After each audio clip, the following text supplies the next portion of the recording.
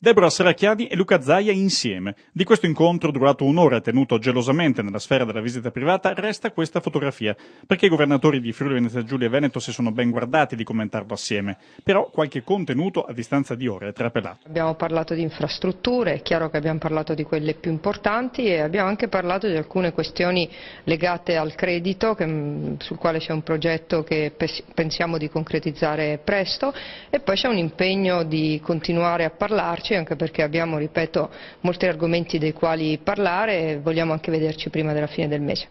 Prove tecniche di dialogo, difficile per la diversa estrazione politica, che unisce personalmente Serracchiani e Zaia nelle critiche al governo e nel volere le grandi navi via dal cuore di Venezia. Però c'è un tema che viceversa ci divide ed è un tema che sapete già noto, e si tratta della piattaforma offshore che Venezia intende realizzare al largo appunto della laguna, sulla quale ho espresso la mia enorme perplessità, dicendo anche che penso che siano dei costi difficili da sostenere. Noi da Veneti condividiamo la partita dell'offshore, la portiamo avanti, siamo convinti che questo porto a 12 miglia dalla costa possa essere il futuro, ci siamo affidati di tecnici che ci garantiscono che questo sarà il futuro, dopodiché il tempo sarà galantuomo.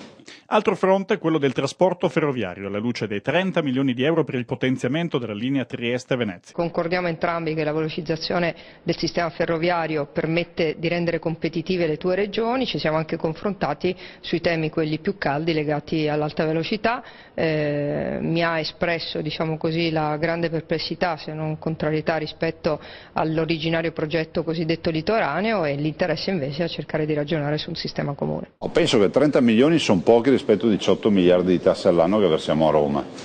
Penso che è l'ennesimo insulto, penso che noi non abbiamo bisogno dell'elemosina da parte di Roma, ma vogliamo atti concreti. Atti concreti vuol dire dotare questo territorio dell'alta velocità e dell'alta capacità, vuol dire di rafforzare l'attuale SEDIM esistente, i nostri binari, le nostre ferrovie, vuol dire avere treni puntuali, vuol dire avere treni all'altezza di questo nome, vuol dire avere quei servizi che ci siamo meritati visto considerate le tasse che paghiamo.